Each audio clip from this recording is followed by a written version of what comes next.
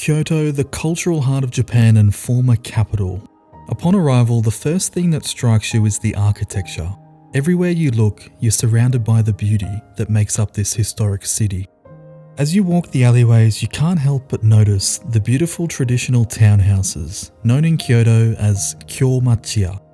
These stunning buildings once made up the majority of homes in the city, but in recent decades have been at risk of extinction due to their impractical use as modern homes.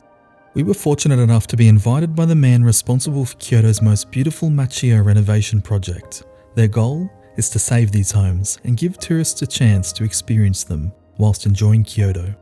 Kyoto is by far the most visited place in Japan for tourists seeking to learn about the country's rich history and beautiful old traditions. While the city has hundreds of shrines and temples and dozens of must-see spots, if we had to narrow it down, our most recommended places to visit are as follows. The beautiful streets of Gion that really take you back in time. You can walk around here for hours exploring the alleyways and back streets, and it's really easy to lose track of time in these old streets. The dazzling Kinkakuji Temple, also known as the Golden Pavilion, with its golden walls, the gardens, and lake it sits next to, it's really one of a kind in Japan, and not to be missed.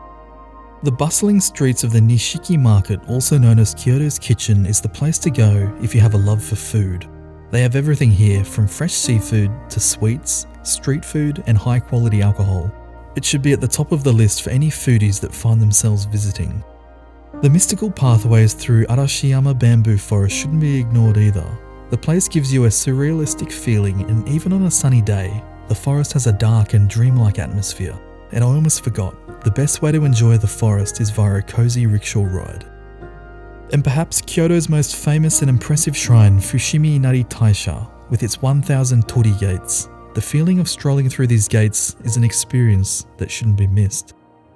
Kyoto has no shortage of hidden secrets, and down every street you find a new experience, such as a hidden shrine, temple or cafe. And hidden down these small streets is where you'll find the beautiful machia hotels we were invited to stay in. When entering these machia, the first thing you notice is the architecture. It's updated and modern, yet while retaining the charm and stylistic design choices of the original building. They're quaint and comfortable, and in my opinion, there's no better way to stay in Kyoto. Despite their beauty, these stunning townhouses have been disappearing at an alarming rate. Between 1996 and 2003 alone, 13% of Kyoto's machia were destroyed, and the number has been in decline since then, with an estimated 1 to 2 machia being demolished every single day. Fortunately, Mita-san, the man responsible for saving and renovating so many of these beautiful homes, agreed to sit down and explain more about the project. Showacreatives was founded by my grandfather in 1949. We deal mainly in investments and fund management projects, and we've set up some unique funds in the last 2 decades. The Machia Revitalization Fund is one of them. Machias are the old townhouses that are an important part of Kyoto's historical and cultural image. Our goal was to give a new life to old machia. Kyoto is really a magical city. Everything is beautiful, strange, exciting. The tea and coffee shops, the gardens, the temples, door curtains, and shuttered windows. No other city in Japan has such atmosphere and beauty. But the number of machia has been decreasing every year, and they are replaced with apartments or office buildings, which is a real shame. Those townhouses have traditional Kyoto architecture with beautiful small gardens, tsuboniwa.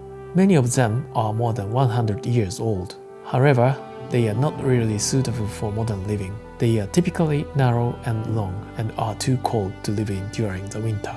So people in Kyoto tend to move to modern condos, and many machia are on the verge of demolition. That's why we set up a machia fund to revive those decaying townhouses using investor funds, retain as much of the original design and artistic aspects as possible, and equip them with modern facilities. We then rent those beautifully refurbished machia to international and domestic visitors, and we make sure to provide services in English, since we believe everyone should be able to enjoy these amazing properties. Most of them are about 100 square meters with 3 bedrooms, living and dining rooms. Each of them can accommodate up to 7 people, and some of them are attached together, so up to 3 groups can spend time together in 2 or 3 townhouses that are right next to each other, but each have their own privacy. We are really happy with the way this project turned out and are proud to share it with visitors to Kyoto. While it's sad to see Kyoto's machia have fallen out of fashion with the locals, with expensive upkeep and high renovation costs, however, it's exciting to hear that some of Kyoto's machia are getting a new lease on life for tourists looking to spend their holiday in a more traditional setting. I urge anybody looking to travel to the city to make the accommodation they choose as much part of the experience as the city itself and really take the time to relax and enjoy your stay in one of Kyoto's renovated machia. I'll leave a link below where you can book any of these machia for your next trip to Kyoto.